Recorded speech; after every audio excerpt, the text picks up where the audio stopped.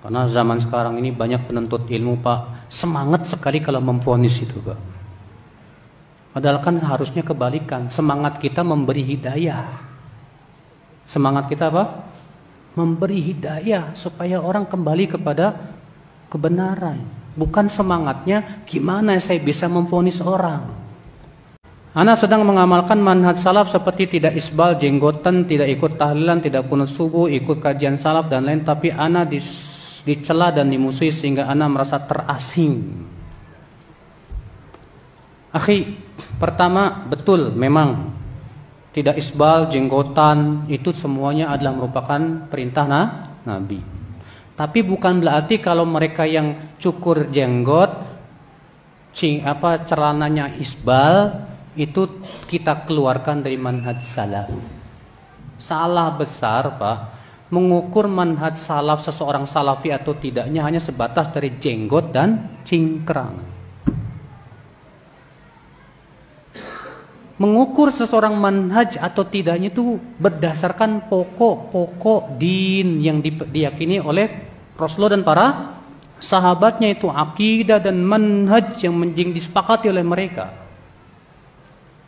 Makanya para ulama mengatakan orang yang mencukur jenggot tidak boleh dikeluarkan dari manhaj salaf. Itu cuma orang yang melakukan apa? Maksiat. Mereka yang isbal tidak boleh dikeluarkan dari manhaj salaf kalau selama pokok-pokok manhajnya di atas manhaj apa? Salaf. Sama halnya dengan pelaku zina. Pelaku apa? Maksiat. Yang menjadi parameter manhaj salaf itu adalah pokok-pokoknya. Kalau dia pokok-pokok sunnah itu dilanggar, contoh dia punya keyakinan khawarij, baru dikeluarkan dari manhaj salaf. Atau dia punya keyakinan murji'ah, dikeluarkan dari manhaj salaf. Itu pun juga sudah setelah ditegakkan padanya apa?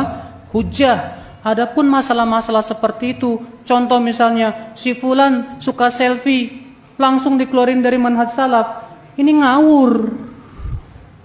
Bukan manhaj salafi, tapi manhaj ngawur itu. Hanya gara-gara selfie aja dikeluarin dari manhaj salaf, kan aneh. Ini mirip-mirip khawarij jadinya nantinya, Pak. Allah.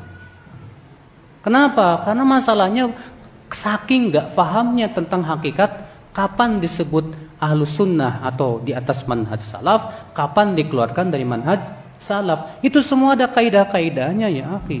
Gak seenaknya. Banyak teman-teman ngelihat yang cukur jenggot kayak ngelihat setan, Pak. Ini bukan salafi nih katanya. Tak dulu. Iya.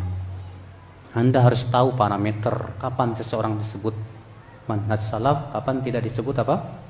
Manhaj salaf. Jangan serampangan. Iya. Contoh tidak kunut subuh. Antum menganggap orang yang kunut subuh bukan salafi? Salah besar. Berarti menurut antum Imam Syafi'i enggak salafi dong. Sementara Imam Syafi'i mengatakan kunut subuh hukumnya apa? Sunnah. Ini ikhtilaf para ulama. Apakah kunut subuh sunnah atau tidak? Jumhur ulama, ini bertempat Imam Malik, Imam Ahmad, Imam Abu Hanifah mengatakan tidak disyariatkan. Imam Syafi'i mengatakan sunnah. Kenapa mereka berbeda pendapat? Gara-gara perawi hadis. Ada hadis menyebutkan Rasulullah senantiasa kunut subuh sampai meninggal dunia. Imam yang tiga mengatakan hadis ini lemah. Karena dalam perawinya ada Abu Ja'far Ar-Razi, Isa bin Mahan. Nah, Isa bin Mahan ini diperselisihkan oleh para ulama apakah dia thiqah diterima hadisnya atau tidak. Banyak yang mengatakan, sebagian ulama mengatakan dia bisa diterima hadisnya, seperti Al-Fallas, seperti Yahya bin Ma'in dalam sebuah riwayat, termasuk Imam Syafi'i mensahihkan hadisnya. Atas dasar itu Imam Syafi'i mengatakan kunut subuh apa? Sunnah. Sementara imam yang tiga mengatakan Isa bin Mahan dhaif, tapi dhaifnya ringan karena dia buruk hafalannya, bukan dhaif yang berat. Sehingga imam yang tiga ini terjadi perselisihan di antara mereka. Apakah sebatas tidak disyariatkan atau sampai kepada derajat bid'ah? Imam Abu Hanifah mengatakan apa? Bid'ah. Imam Ahmad dan Imam Malik serta para ahli hadis belum sampai kepada bid'ah. Sehingga terjadi ikhtilaf di antara mereka. Kalau kita sholat di belakang Imam Syafi'i, ikut kunut apa enggak? Kebanyakan mereka mengatakan tetap ikut kunut. Dan itu yang dirajikan oleh banyak para ulama besar di zaman ini. Syekh bin Baz, Syekh Utsaimin, Syekh Fauzan, termasuk Syekh Albani rahimahullah. Mereka mengatakan tetap ikut kunut bersama mereka. Akhwat Islam azani Allah. Jadi pahami betul antum ya, pahami mana yang ini bisa disebut manhaj salaf dengan yang sifatnya ijtihadiyah. Jangan sampai gara-gara masalah ijtihadiyah antum keluarkan dari manhaj salaf. Salah besar antum.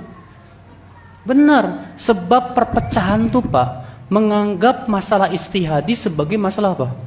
Pokok yang tidak boleh disalahi. Ini sebab terbesar terjadinya perselisihan di kalangan kaum Ahlus Sunnah wal Jamaah Salafiyin. Ikhwata iman azani Allah wa iyyakum. Iya. Makanya para ulama sudah memberikan kepada kita apa? Batasan kapan seseorang dikeluarkan dari Ahlus Sunnah wal Jamaah kalau mereka menyelisih salah satu pokok keyakinan Ahlus Sunnah wal Jamaah. Contoh kalau dia punya keyakinan Khawarij atau Murji'ah atau Qadariyah atau Jahmiyah atau apa? Maka yang seperti ini baru dikeluarkan. Itu pun juga setelah dinasehati, setelah ditegakkan hujah, dipahamkan dulu, gak serampangan, Pak. Nah inilah akal Islam, penting sekali menuntut ilmu akhi. Ya, supaya kita tidak termasuk orang-orang yang serampangan dalam memvonis. Karena zaman sekarang ini banyak penuntut ilmu Pak, semangat sekali kalau memvonis itu Pak. Padahal kan harusnya kebalikan, semangat kita memberi hidayah. Semangat kita apa? Memberi hidayah supaya orang kembali kepada kebenaran. Bukan semangatnya gimana saya bisa memvonis orang. Seakan-akan sebagian orang tuh kalau sudah bisa memvonis, wih, udah sekaliber Yahya bin Ma'in. Ulama jarh wa ta'dil sudah. Mengerikan.